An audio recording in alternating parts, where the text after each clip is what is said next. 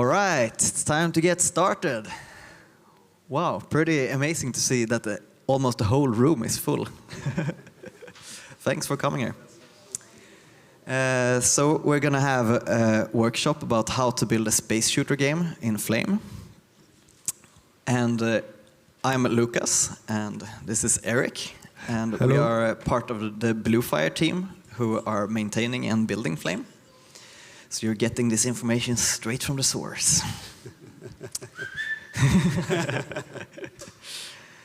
And yeah, so we'll have a short presentation of what Flame is first for the people who don't know about it. It's the most popular game engine for Flutter, but it's also pretty much the only game engine for Flutter. So.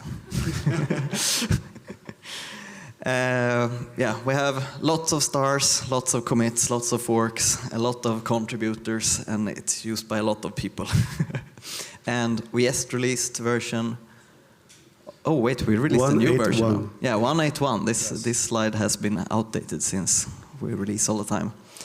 And since it lives in the Flutter world, like the Flame game is just another widget. So you can use it wherever you want to in your Flutter app. Like your whole app doesn't have to be a game. Like you can see here, you have your normal widget tree. So you can have, yeah, I don't know, this can be a lot of pages and stuff, and maybe you have a hidden feature with a game somewhere. Or like you can even use Flame for just doing like cool animations or very advanced animations if you want to. So it doesn't even have to be a game. And in the, we got to this slide directly. So a lot of people ask like, okay, can I use Flutter widgets within Flame? But since Flame works completely differently than Flutter does, you can't. But you can put the Flutter widgets on top of Flame and interact with them that way. And this is something that we call the Overlays API. Oh, we missed. I think this slide is supposed to say component, component, component, component everywhere. Because it's supposed to compare the Flutter widget tree with the component tree that we have within Flame.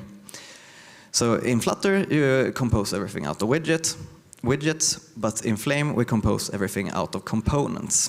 So a component can have any number of children, and they are like a little bit tied to their parent. So for example, if you have a player and you pick up a weapon or something, then that component will be a child component to the player, and it will like walk around relative to the player, etc. And most game engines use something called a game loop. And a game loop is just an update method and a render method. And then those methods are going back and forth all the time as fast as your screen or video card can handle. So like 60 times per second or 120 times per second. And in update, you want to update all your components to get from the last state to the next state it should render on the screen. And then after update has run, then the render runs and it will render everything on the screen. And this just goes back and forth, back and forth, back and forth. So compared to Flutter, which wants to update as seldom as possible, this updates all the time. And in Flame, we have quite a modular ecosystem. So we have the Flame core package first, which is the only one we're going to use today. But then if you want to add, for example, audio, you just pull in our bridge package called Flame Audio. And that one connects to another Flutter package called Audio Players, which we also maintain. And then we have similar things for like Tiled, which is a tile editor, and Rive, which is for animations, and Forge 2D, which is for physics, like Box 2D physics, if you've heard of that. And then there are like, I don't know, probably 20 different bridge packages that you can use for different things. Yeah, and now we're going to start the workshop a little bit. I'll hand over to Erick.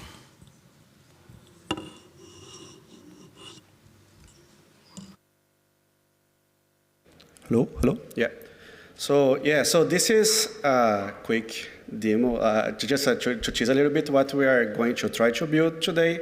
I don't know if we'll have time to build all this because, like that, there's just 1 hour that we'll have to try, but let's see where we can get to. So if you haven't yet, you can find a starting point here. This is open. You can just clone your machine and do a pub-get, and we'll work together. So the way we are going to go through the workshop is I'm going to show you a little bit what we are going to do in steps, and we'll have several steps, which step coming closer to that image that I showed to you.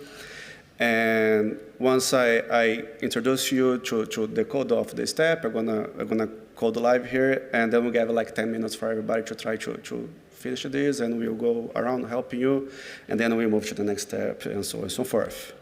So I guess we can get started with everyone just cloning the repository and make sure that is done. So some of you have started to do that, right? But some of you haven't, right?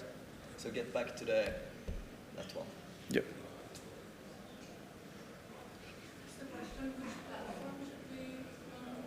You can run just on your native desktop platform. Yeah. So on Mac OS for everyone except for one ThinkPad that's on somewhere. Yeah, one more Linux computer. Do you have any questions? Yeah, it was just about the platform. Also, you can run it on Web too if you want to. But I think we're doing some things with the keyboard later, so don't do it on the phone. Yeah, it works on Web too, but on your phone it will be hard. yeah. The repository does not bundles any platform folder, so you have to create Flutter, create dot inside, so it can create for you. So if anyone has any questions at any time, just raise your hand. We'll come and help you.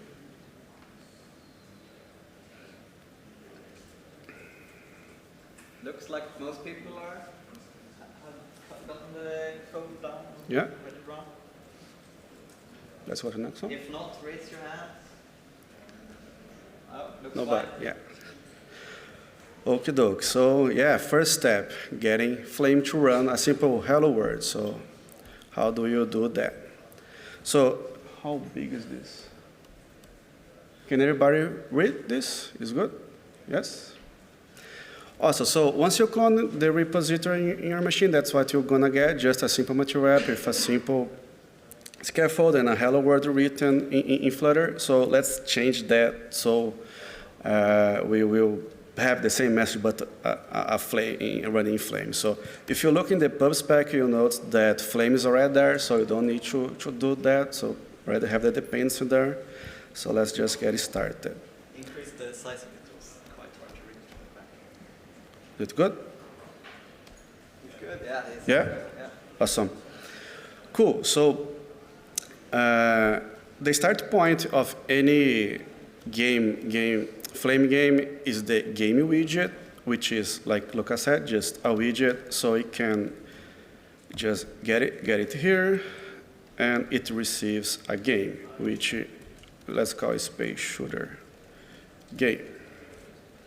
I need to import the game widget, either type it wrong.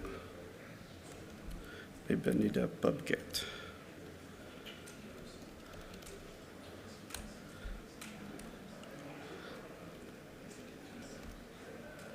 Yeah, let's do the class game first. So a flame game always extends from game or flame game, and flame game provides us way more features. So let's do with that. I don't know why this is not there. So let's import this by hand. There you go. And this. So if I go and run this, we'll just see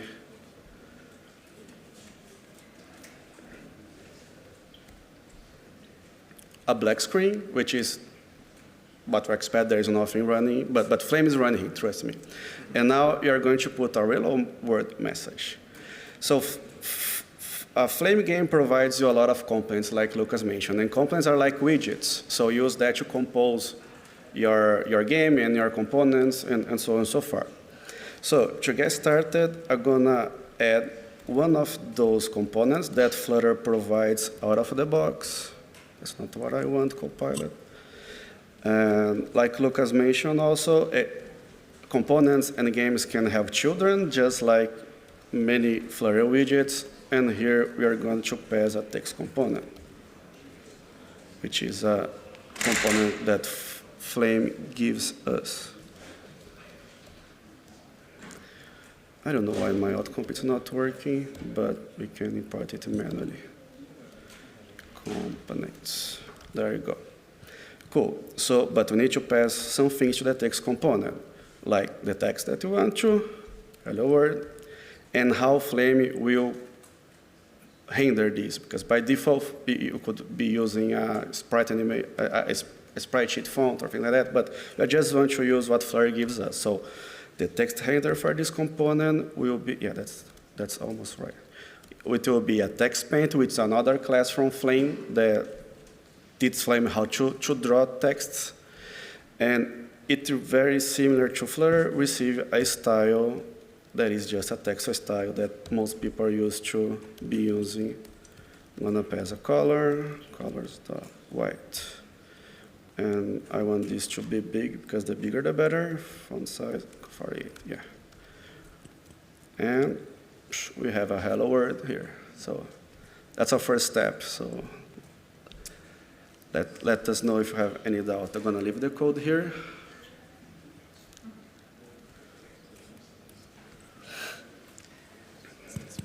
So this one we're not going to use later in the game. This is just to make sure that you have Flame running and everything going. So this we'll remove this later. Yeah, and just to introduce a little bit about components, how we compose, and so here, like, we're composing our game with a text component.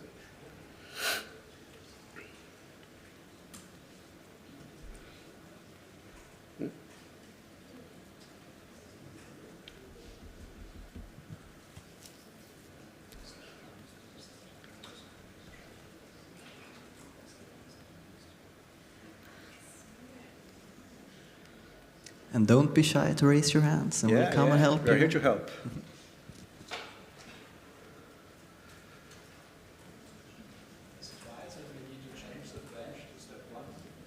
No, start from main. Okay, if I'm in the main station, the game is not there. And then create the file.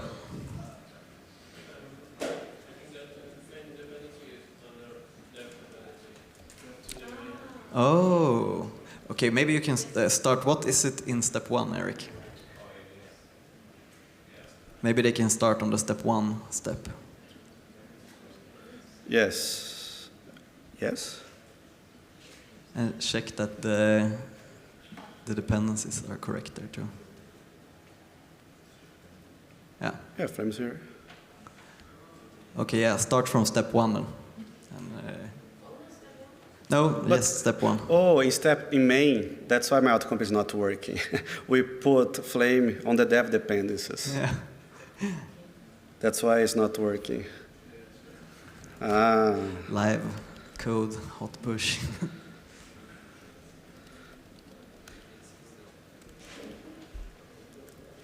You can push that directly to me. Yeah, but I have changes. Yeah, but this is step 1. Does that look like this? Or what is in step 1? Yes, it is. Okay, perfect.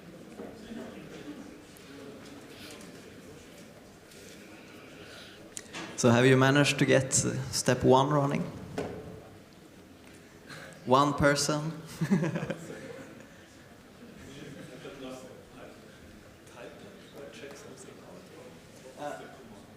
Oh yeah, so check out step 1.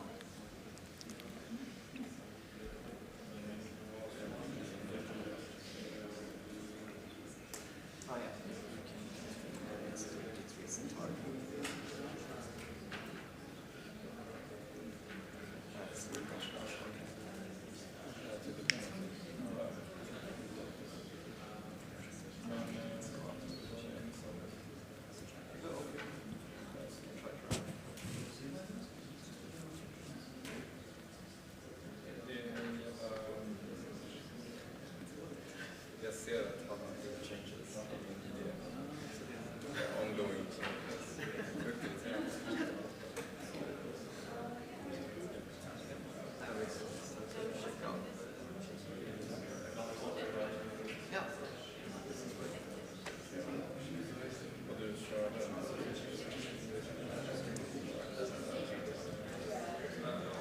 Does everyone have step 1 running?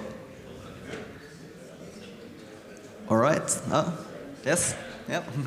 Okay. Let's continue. Yeah. If by any means you fall behind, you can check out the steps. We have all the steps in Brain, so just so we can make better use of time. Awesome. So let me get back to my presentation. So step 2, to make something visible for some game-like more. So we're going to create a player component and put a small starship in the game. So if you look on the assets of your project, you notice a couple of images there already that you can use. Are all the images in step 1 though? Because that's what everyone checked out now. Yeah. Okay, great. Oh no, it's on main. Yeah, so, and then here, we can use either one. So this is Starship 1, this is Starship 2. And okay, so, and you see that this is an animation, right? So this is an interesting concept to introduce first. So in game development, especially in these types of game, we use a lot of sprite animations, which are basically one image that holds many frames, that once you change one frame to another, it creates an animation effect. And so here we have these 2 images. They both have a starship that has an animation of 4 frames each. So let's put that in our game. So I already know we could directly use a sprite animation component from Flame, just like I use here and compose in my game, but we know that this component will have logic later, so we're going to create our own custom sprite animation, which I'm going to call the player starship, and it will extend from sprite animation component, sorry. Sprite animation component. Awesome. And then we need to load the asset of the animation that you want this animation to have. So to that, you will have to overwrite the onload method from your component. That is where you should do all the heavy stuff for loading your component, like reading a file, maybe, I don't know, loading a heavy logic and things like that. And then, awesome. So all sprite components have an animation attribute that is where the animation is stored. And to load it, we can do sprite animation dot load. No, that's not the one that I want to use. Oh yeah, you better use the helpers. So a Flame game has a lot of helpers to deal with loading assets and also caching them. So it's useful if we load this from our game instead of just loading here. So we will need to have access of our game inside this object. So to do that, Flame has an interest mixing that you can add to any component that's called hasGameRef. By doing so, inside your component, we will have access to the GameRef variable. Then you can access all the information, any custom variables that you store in our game, and also all the default things that Flame has on a game. And we have the load sprite animation method, which is a great helper for that. So another thing important to mention that Flame by default will always look images in the assets/images. So want to use the starfighter1.png, so I don't need to write asset, I just need to write my starfighter1.png. Did I get that right? Yeah, I think so. And then here we need to tell this method how these images should be loaded. So remember that I mentioned that this is one single image with 4 frames. Each frame has the same size, but Flame don't know that. It can assume all of the information. So I need to give more information to them. That's what the sprite animation data is for. We are going to use the sequence constructor because this is it's a sequence animation. So this is another convenient constructor that you need to have. Let me break this line.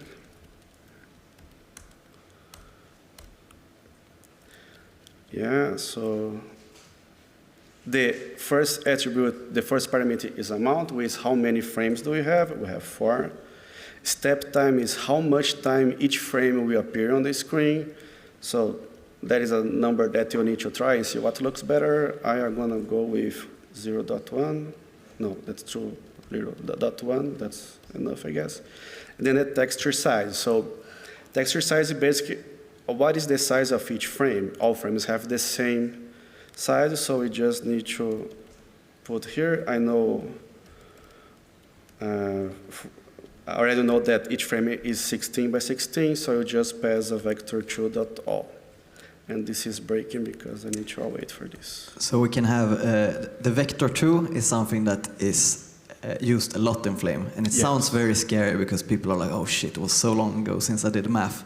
But vector2, the only thing it does is a tuple with x and y in it. Yeah. Or in this case, width and height. Yeah. Also, it's 48 by 48, the image. Yeah. I did the sprites and I don't remember, thanks, Lua. So yeah, 48 by 48. And also, we need to tell Flame what is the size of this component. Otherwise, I will run this and nothing will show. So, but I want bigger. Let's put the ship will have, I don't know, 96. So that's multiple of 8, and it'll look good. And hopefully, if I run this, this will work.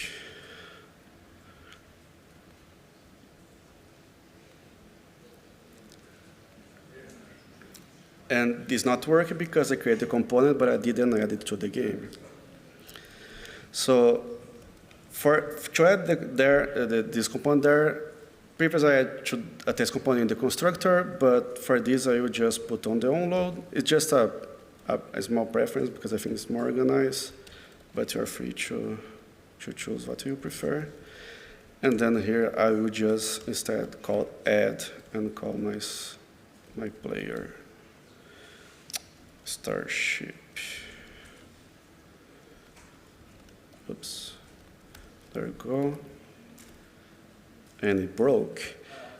Big Starfighter. Oh, it's missing a T. Starfighter. Why English is so hard? Starfighter. Is this Starfighter? Yes. And there you go.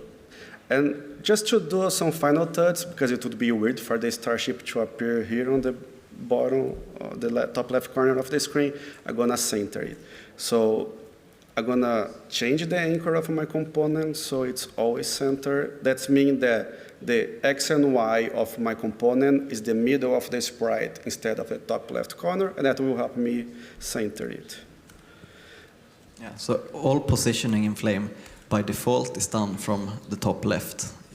But then you can change the anchor to be something different. Yeah.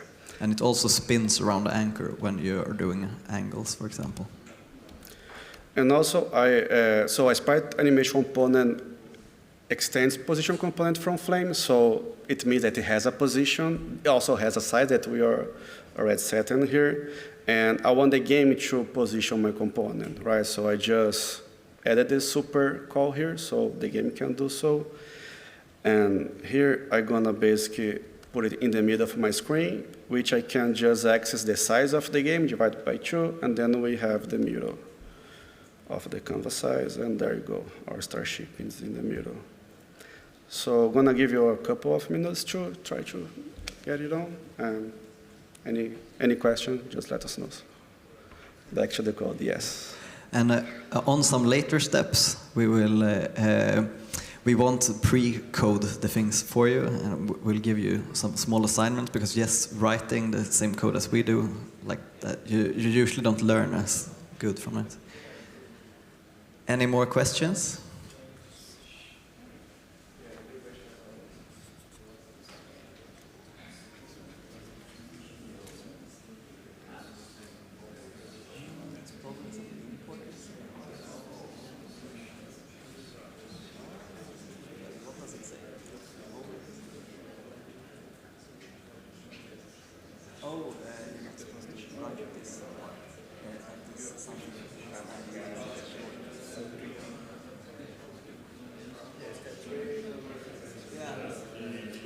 Exactly. Exactly.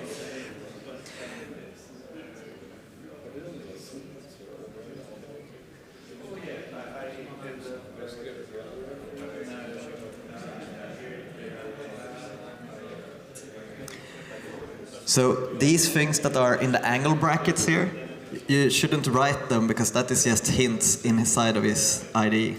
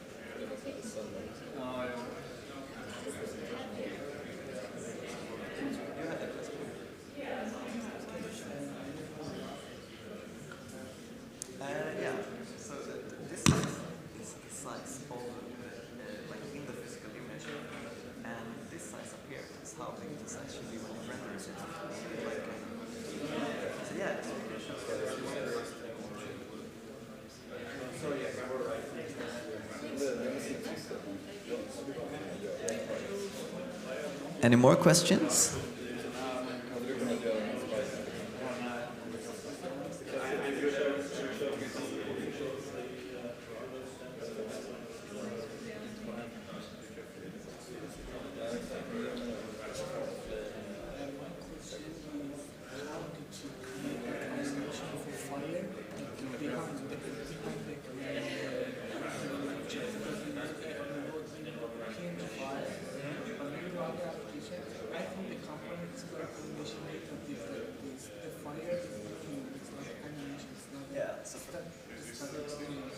Yeah, exactly. So it's first, it runs, so if you saw the shift there, like first it runs the first image, and then it renders the other image after that, and then like quickly goes around.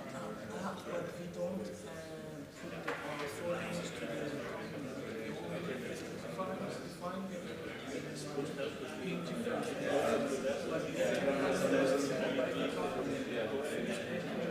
Yes, that's done.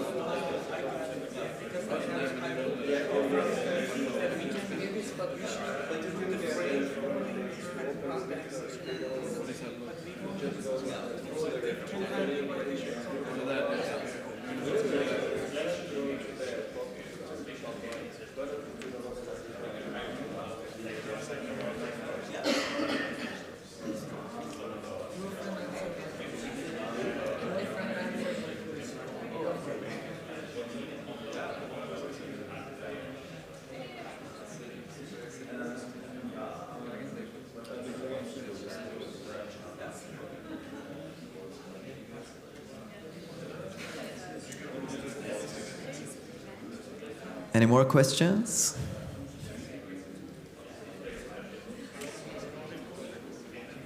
Not really. We're one of the guys in our team is actually it's quite complicated because it's really so different. It works like it works a little bit. It doesn't work like as it does in Klingsbo. Yeah.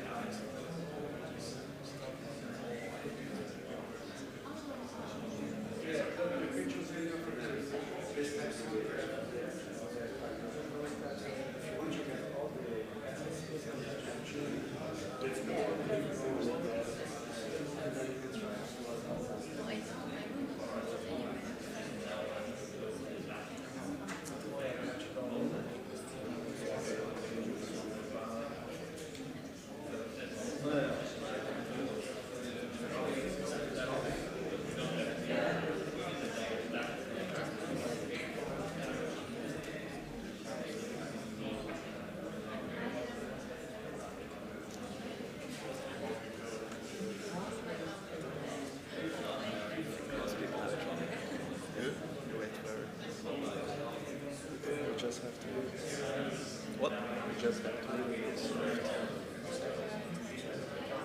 We have more than 20. We have, but it's been 1 hour. We have 1 hour. Oh, that's true. We have 50 minutes. Lucky. I forgot I just have 20 minutes left. All right, are we ready to continue? Yeah? See a lot of nods. If anyone is not ready, then tell us now. No? Oh, okay, let's go. get going.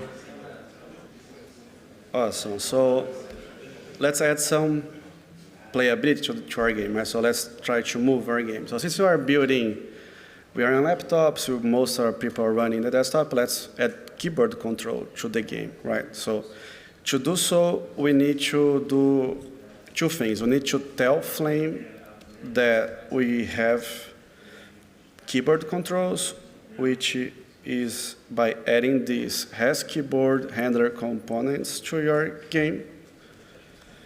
And that by itself does not do anything, just tells Flame, hey, you should listen to keyboard and yeah, tell my components that you want to hear that. And we want to control our Starship. So we have another mixing that will show that to this one, which is keyboard events or handler, I don't remember, handler, I guess. And this also will not do anything, this just means, this will just mark this component as, okay, I'm listening to keyboard events, and then we can do anything. So there are many ways of handling this, but I'm going to show you one that I find very useful, which is using a default implementation of keyboard listen from Flame, which is keyboard listener component. So this is also a good example of composition on Flame. So we have the Starship, the player Starship component, which is a spatial animation component, and it have a keyboard list component that will handle all the keyboard control on it.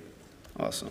So when this component, it gives us two attributes, a couple of them actually, but we're going to use key up and key down, which are maps. And those maps are, the key of those maps are a logical keyboard key, and then I'm gonna use arrow left to go left. So key up here is not the up arrow, it is like when the key is released. Yes, good, thank you. And key down is when you press it down. Yep. And then the signature for this is that we will receive all the pressed keys, but we don't care about this because we just want to know if that key is up or down. We're not doing any combo. Like this would be useful like in those fighting games where people press many buttons and a power comes up. But we don't need this, so I just ignore this. And you should, I need to import this, yes. And this method must return true or false. That means if you return, this also confuses me, we should return false. Yes, we should return false, yeah. If you return true, it means that the event should bubble. If you return false, that means that we handle the event and it shouldn't bubble. So we are handling this event, so we just return false. I'm gonna just do the same one for key left, for the key down. And yeah, cool. So how do we make our Starship move? So basically, we need to store the direction that the Starship is moving somewhere. A good way to store directions in a component is just to use a vector tool. So if my x coordinate of that vector is -1, it's going left, because remember, top left is the coordinate system of Flutter, and if it's 1, it's going right. So let's just create our vector here in our component, direction. And this will be by default vector.0 because it is not moving. Awesome. And then when the key is down, we want to set our direction.x to -1 because left, right? We have to decrease the x coordinate, and we just need to reset when the key is up. Awesome, so now we need to use that direction somehow. So to do so, we need to implement the update method of our component. And this is part of that game loop that Lukas showed you earlier, right? So we have the handler. We don't need to update the handler because Flame takes care of that for you in this component, but we need to implement the update so we can update the logic of our component. And an important variable to understand in this is this DT variable that we receive. DT stands for delta time, which is basically how much seconds passed since the last update of the game. So we need to take that into account when moving. So we have a direction, but also we need a speed to be able to do the updates. I'm gonna say that I'm gonna create a static const here just for convenience. Static const speed equals 200. So why 200? I just chose this because I want my Starship to move 200 pixels per second. And since delta time is a value in seconds, in this update, we need to just basically multiply our direction to speed. So the reason that we have to take delta time into consideration is that if your screen runs on a different FPS, then you don't want the speed of the game to double. So in 120 FPS, for example, the delta time will be 1 divided by 120, and in 60 FPS it will be 1 divided by 60. And if your device starts lagging or something, it only runs in 30 FPS, you should still be able to play the game normally. Yeah. So hopefully if I press the left button, yay, my Starship moves. But I need to implement the other handlers now. So that will be super simple. Not this. Then arrow right. This. But I guess we can actually leave it like this, and they can implement the rest of the arrows. Yeah, that sounds good. But I started, so I'm gonna fix this one at least.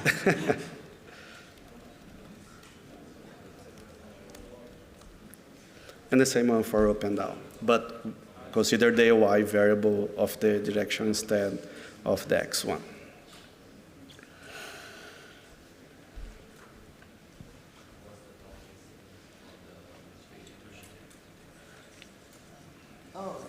If you scroll up a little bit so that people can see the mixins too. Oh yeah. It's keyboard handler on the component and has keyboard handlers. Has keyboard handler components on the game.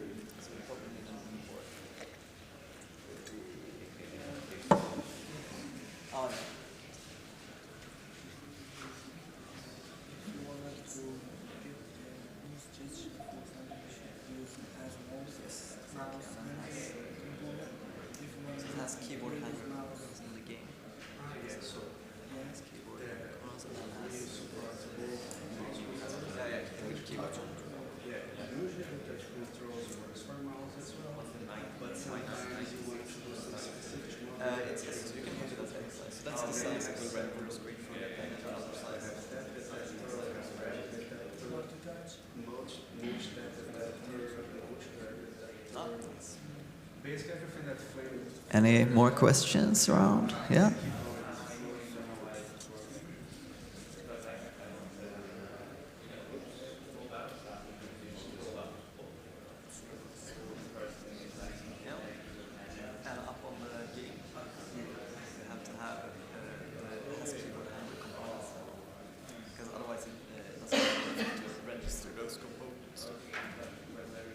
So yes, with keyboard handling components. It has keyboard handling components. It's a very long one. There it is.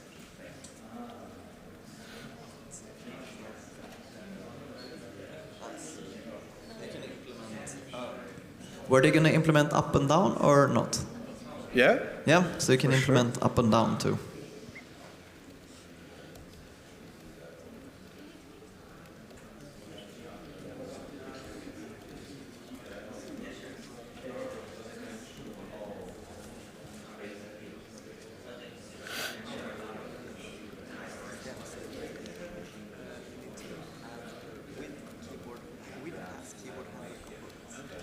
So that's what makes it able to register the components and pass on.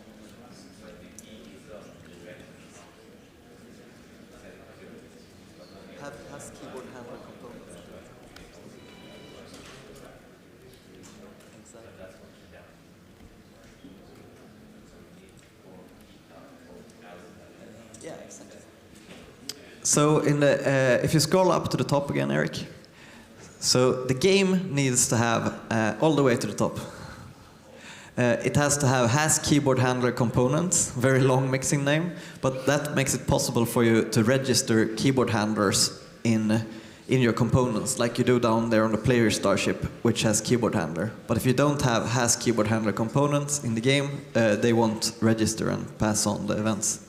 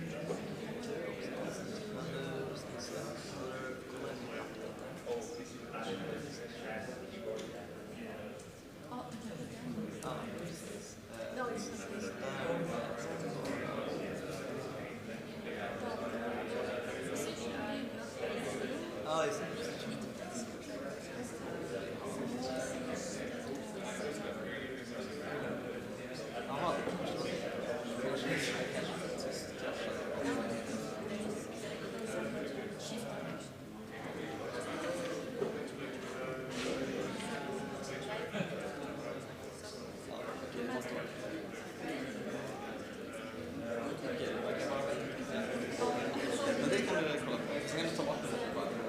Så vi har den här bollen.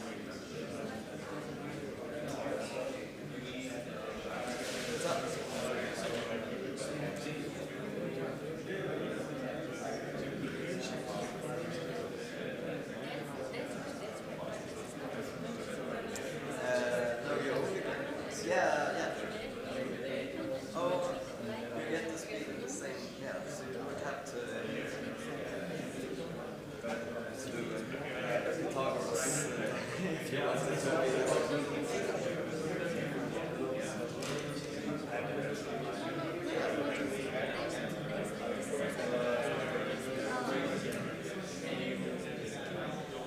What you can do is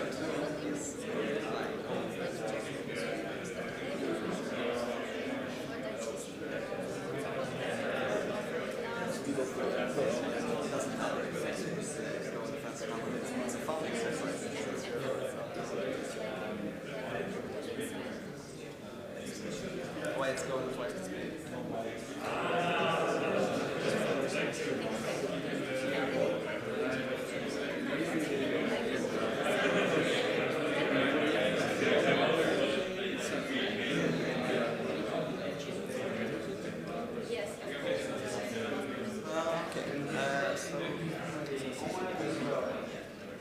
Actually, they are very friendly.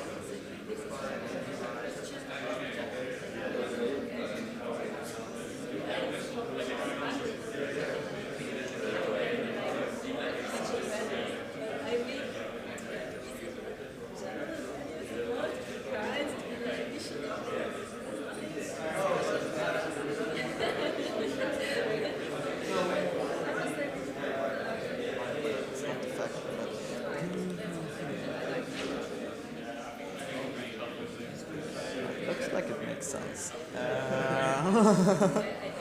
It's a direction of X and have the absolute of both. So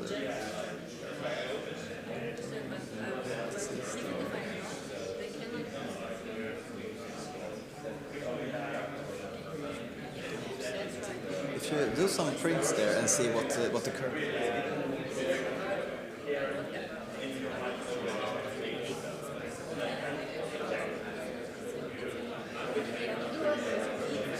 What? Yes. Oh. Yeah. You're right. So you will have to have one there.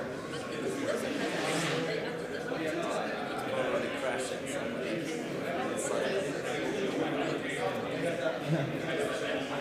So nice trick. It's a good one.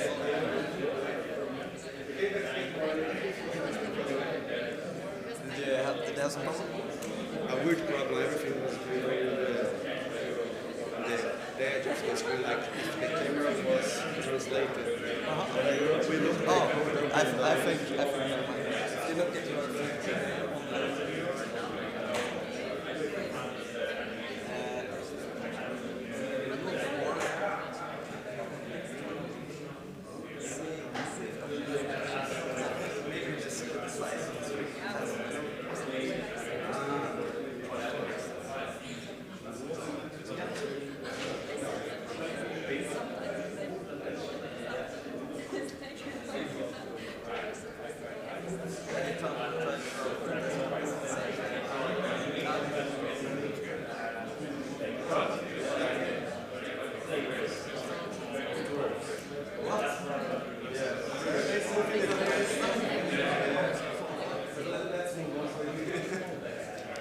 All right, let's get to the next step. Is left. All right, folks, so let's move to step 4, which is we're building a space shooter game, so I need to shoot some stuff. So let's do that. So awesome. Let me go back to my code. And again, if you look on the assets, we have a couple of variations for shot 1, shot 2. I'm gonna use the shot 2 one. And yeah, so our bullets or our shots are going to be just another component. And if you look on the sprite for that that sprite for shot, where is it? Oh, this is not the folder that I want.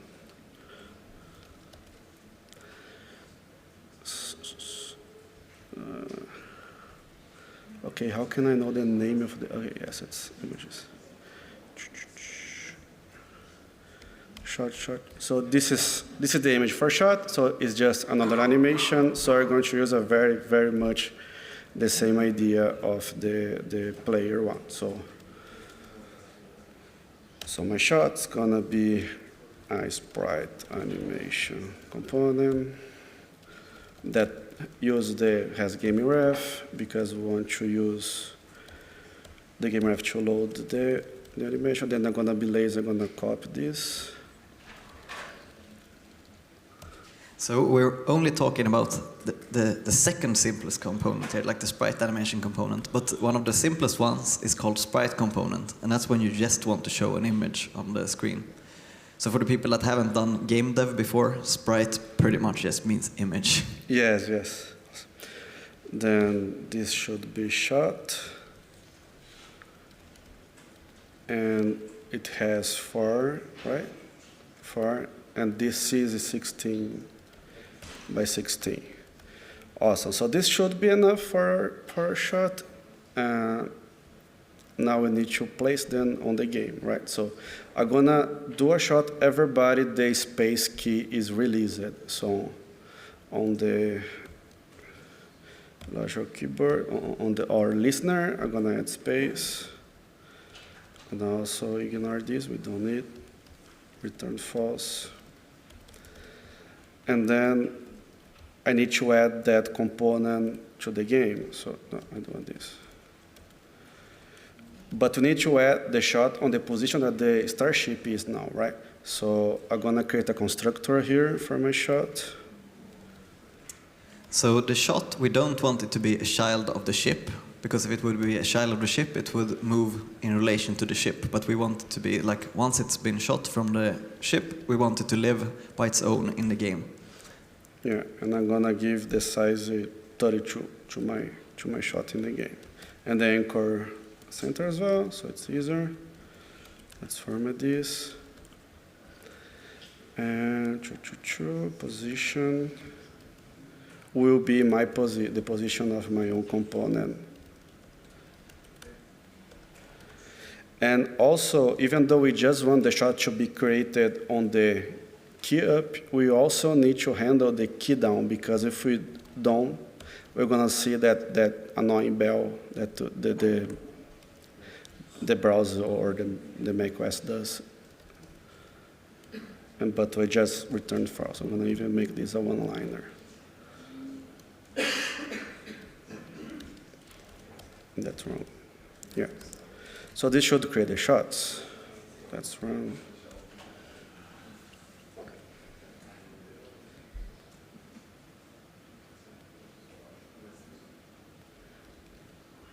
So the shots are there, but they are not moving because I didn't implement that. So Should they implement that themselves, maybe? yeah, let's try this. That's very similar. So, you just need to use the same approach. Just to use the same approach that we did for the player one. But instead of having a direction that is controlled by keyboard, it's a direction that you can just leave hard code because the shot's always going up. So let's give it a try. And So hardest exercise so far. So I bet there will be a lot of questions, but try it out.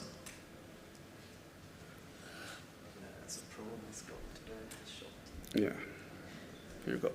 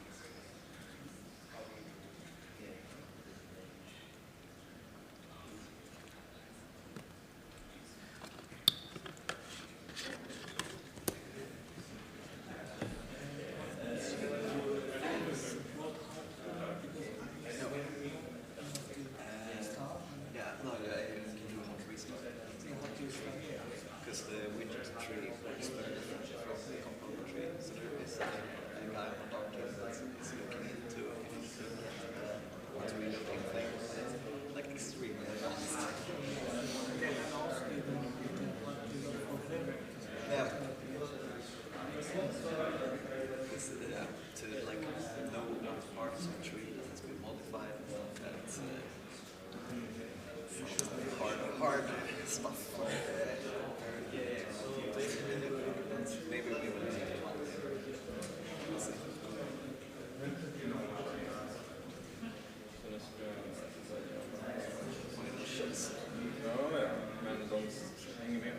Ja, lägg till dem som spel istället. Ja, exakt.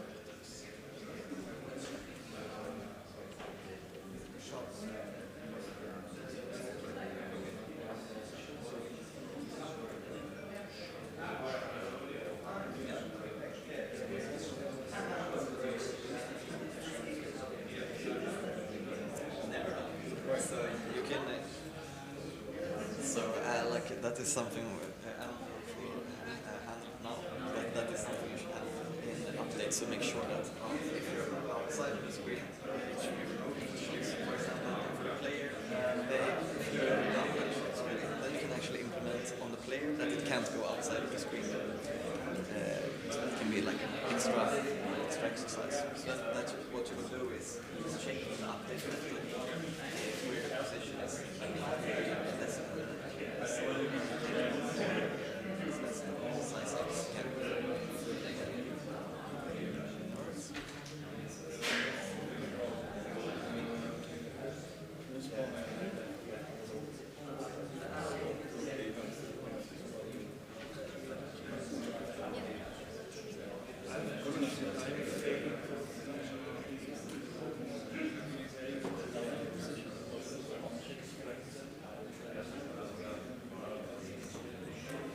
Yeah.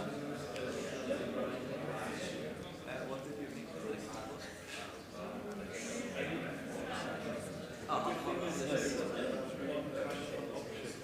Yeah.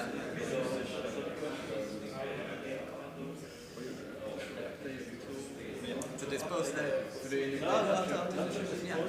Yeah. Yes, exactly. And that is from the game itself. So the game itself is up there for all the componentry. So when you have done and shot, so if you go to player,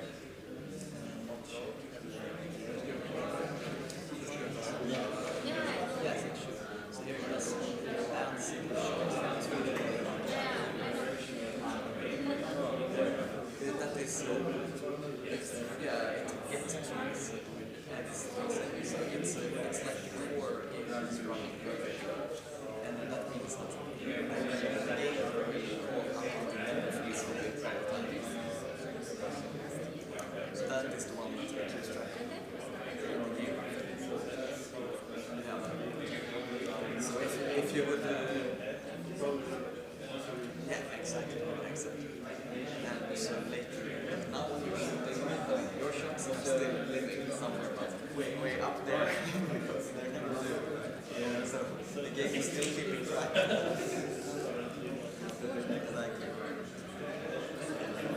So that is something. We'll see if we have time to handle that later. But you can also do it yourself if you want to.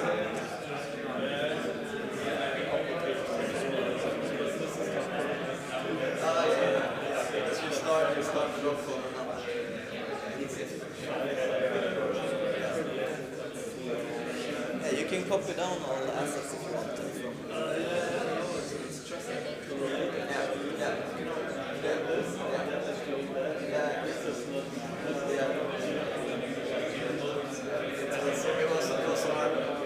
It was our fault for the main project.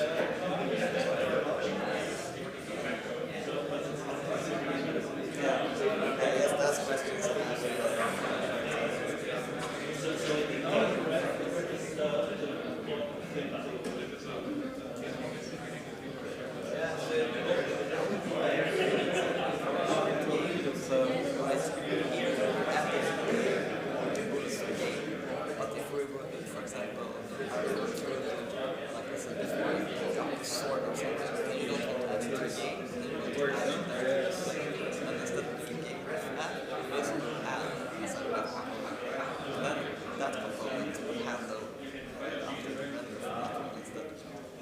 So then when a game would first call update for the player, and then the player would call update for the streamer. So that builds on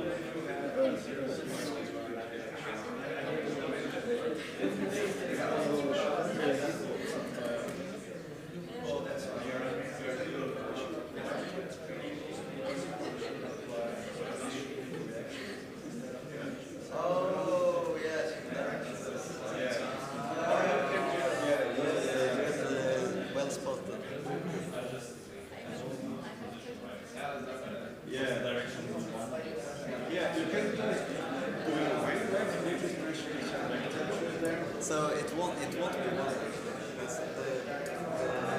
the coordinate system is flipped. The camera's coordinate system. Yeah, but you're trying to do. Oh yeah, perfect. Any questions? Yeah.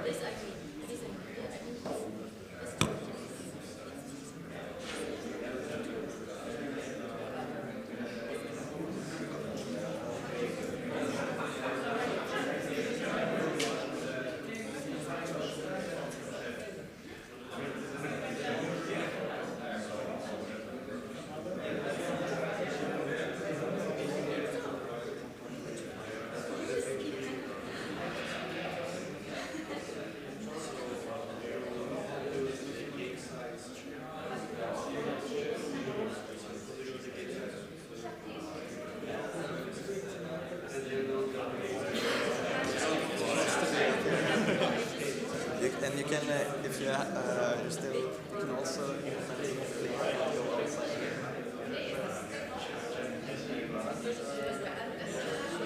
Any more questions?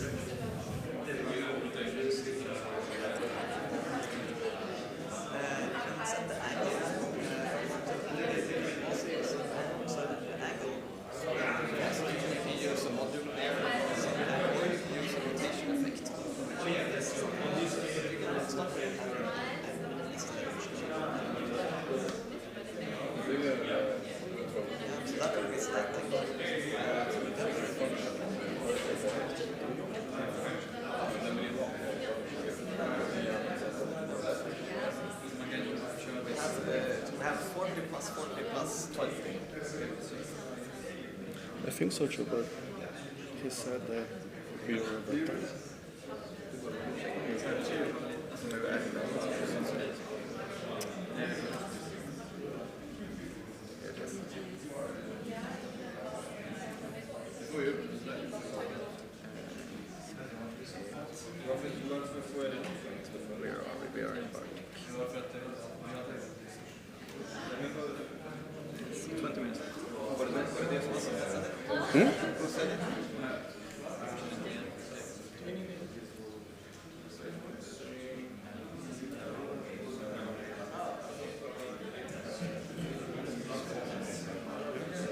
So we have 20 minutes left.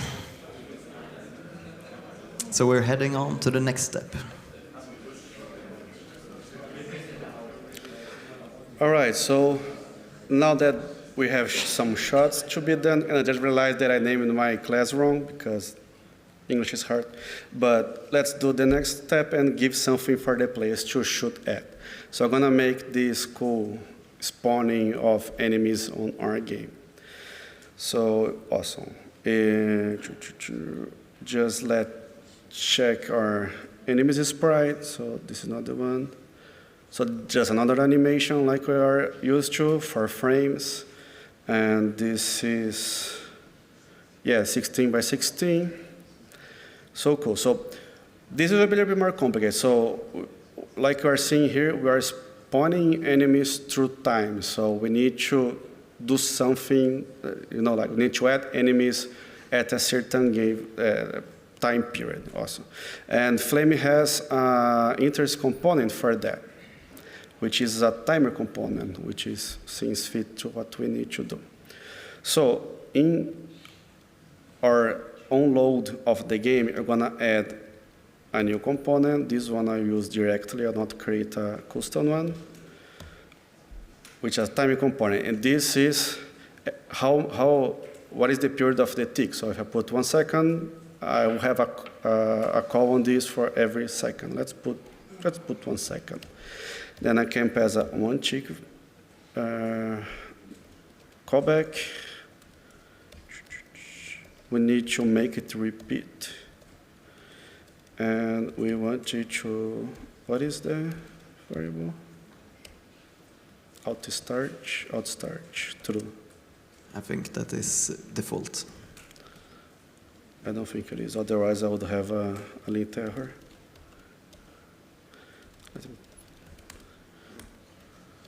Cool, so every 1 second we're going to add an enemy, which we still don't have the class, so let's implement that first. I'm gonna just, the enemy will be so much similar to the shot, so I'll just copy this. Let's name it enemy. So I'm gonna keep it 32 for its size, the same anchor, the same everything. I'm gonna use the enemy is the alien one.png, and I think that's probably this exact same thing. Cool. And yeah, let's put the add here. Then I add an instance of the enemy. Oh, I am already on the game, so there's no game refs, sorry. There we go. And that should give us an enemy every 1 second. Yeah, they are Very clear. They're a little bit shy, so let's make them less shy. So I want them to spawn like in a handle position of the screen. So I'll just create a handle instance at the top of my file.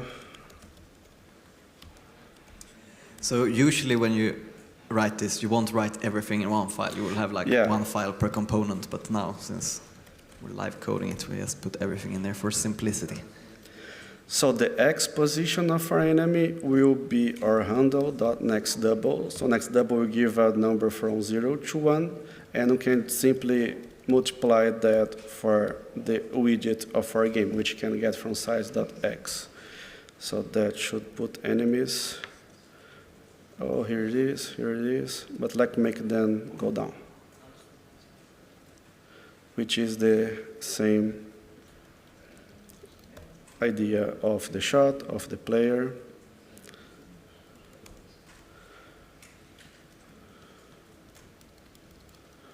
And my speed's gonna be, they'll be a little bit slow because they take their time. They are not in a hurry to be destroyed, so yeah, there you go. So yeah, let's try to make that and hopefully we can get to the next one. And I'm gonna implement this on my shot as well, because I haven't. And if you're done before the rest, you can also try to do one of the bonus steps, for example, adding a parallax component as the background.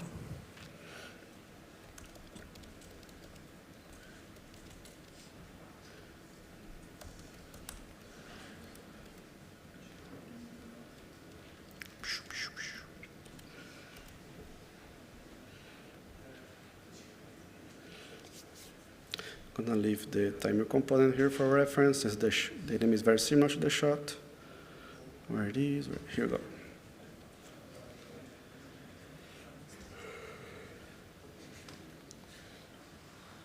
So the shot was pretty much a copy of, no, the enemy was pretty much a copy of the shot, but going the other direction. For now. Yeah, for now.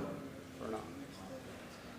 We just add a timer component. Yeah, just so people know that why we're not showing that code on the screen. So yes, copy that part. But with the correct bright assets.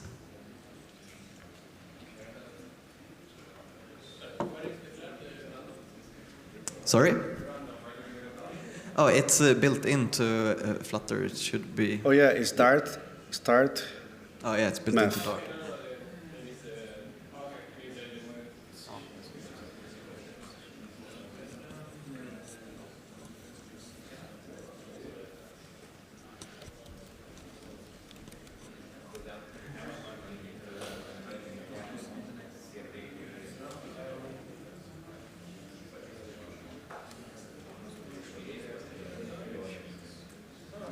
So 14 minutes left. We can add some. Yes. And add some hitboxes too, right? Yeah. They have a game. Wow, that was quicker than I thought. That was quicker than I thought. But already Yeah, some people did it. yeah. And if you want a simpler extra task too, if you're done, then you can remove the shots when they go outside of the screen. Because right now, they will just be, the game will be tracking them forever. Well, until it like overflows the position.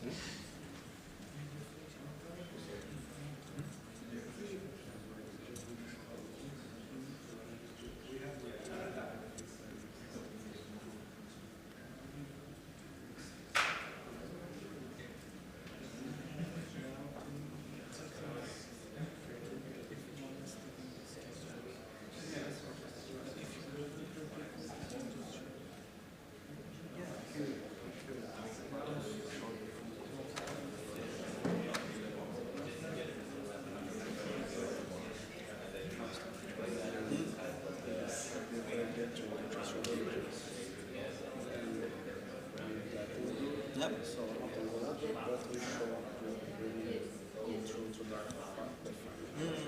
Yeah, sounds good. How's it going with the enemies? Anyone need any help? No? Okay. Oh, wait, one question.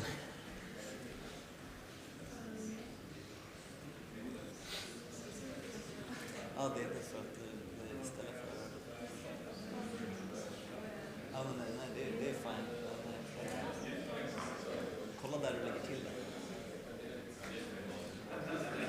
Så den här i player.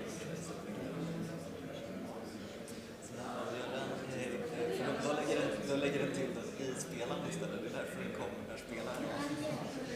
Precis.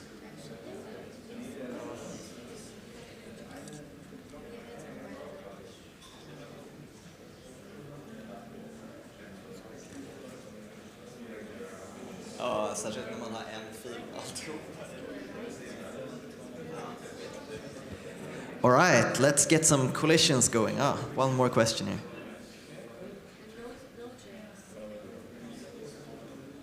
So yeah, they're spawning where your player is. So if you move your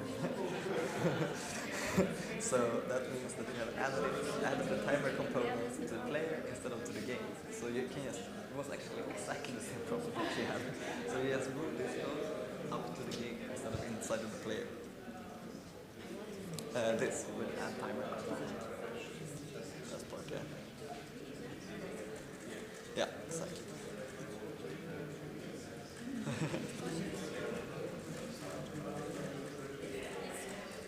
Good job.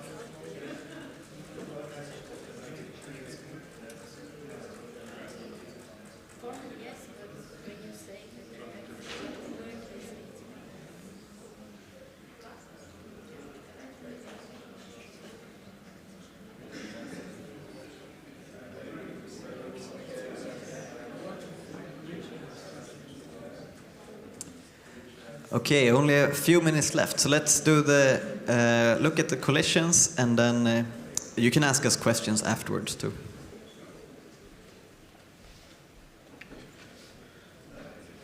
All right, so let's do the collisions because right now we are shooting, but nothing happens. So every time a bullet or a shot hits an enemy, you want to remove both the bullet and the shot.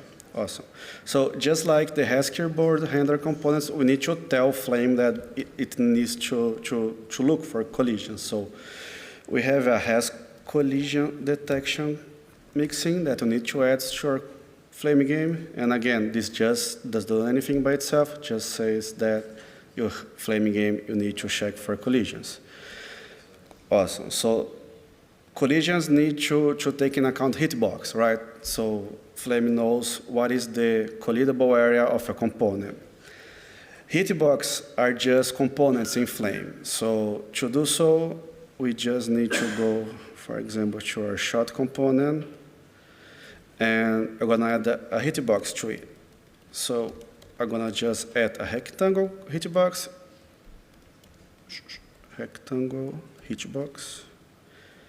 and I'm gonna use the dot relative. You can do just the normal constructor, right? We want Yeah. it the same size as... so when you don't write anything, it creates a hitbox that is the same size as its parent. So then you don't have to...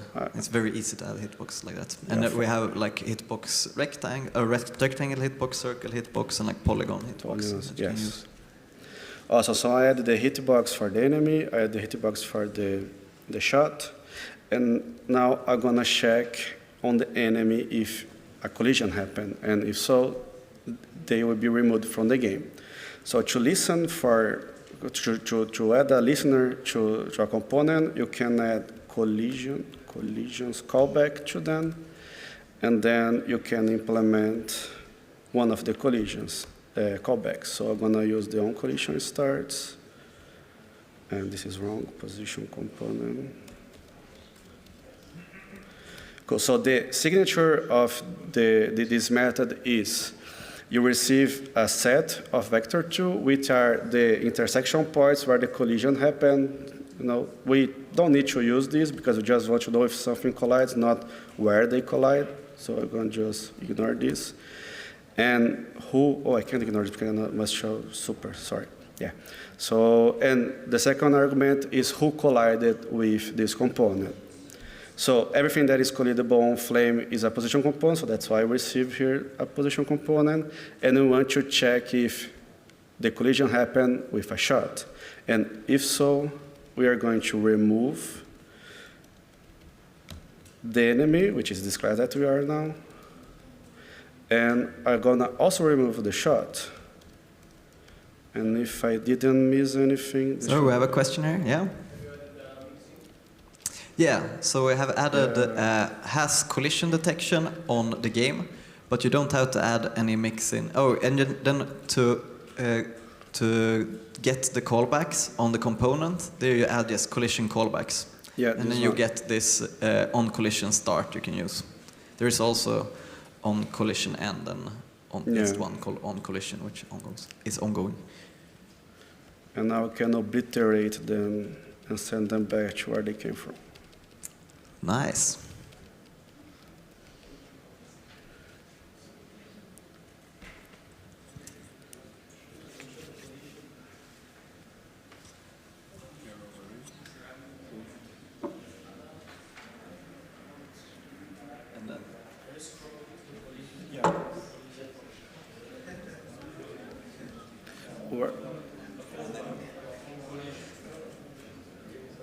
Then if you have time, you can also add so that when the player collides with an enemy, something happens.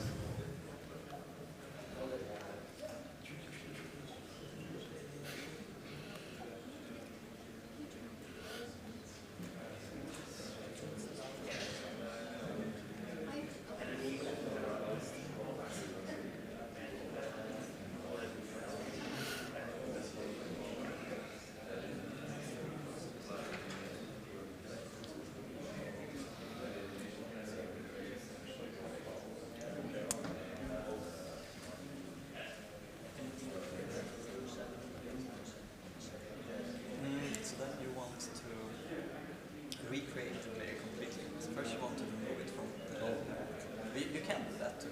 That you can do. That's possible.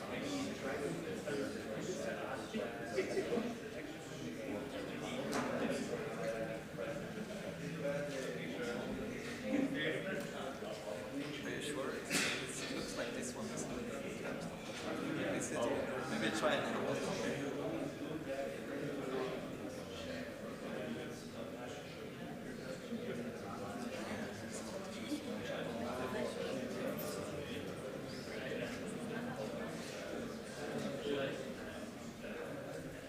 Yeah, I think it says caps on this special.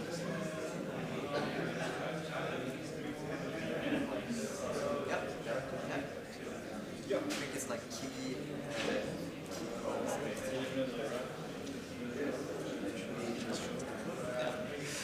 All right, we'll just show some of the final code, and you can continue playing with this repository on your own too.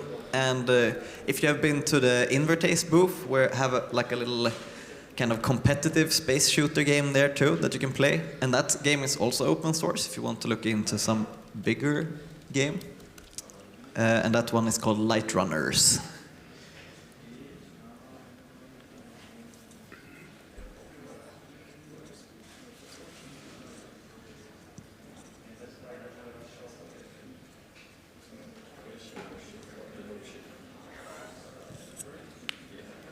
It's running. We have a few minutes left. Huh? We have a few minutes left. Yeah. So here's the full code for it. And like we mentioned, we can use widgets. So this is widgets. And all of these are, this is the final game that we would like to get. Just, I don't know if you can notice, but there's a parallax here happening with the moving pieces, another feature from Flame. We have some heads-up display here that's also Flame components at all. And all of these come from like, it's all the steps that you have as branches in that project, and also the bonus steps. So you can play around with that on yourself. And I think that's it for us, right? That's it, yeah. Thanks a lot for joining.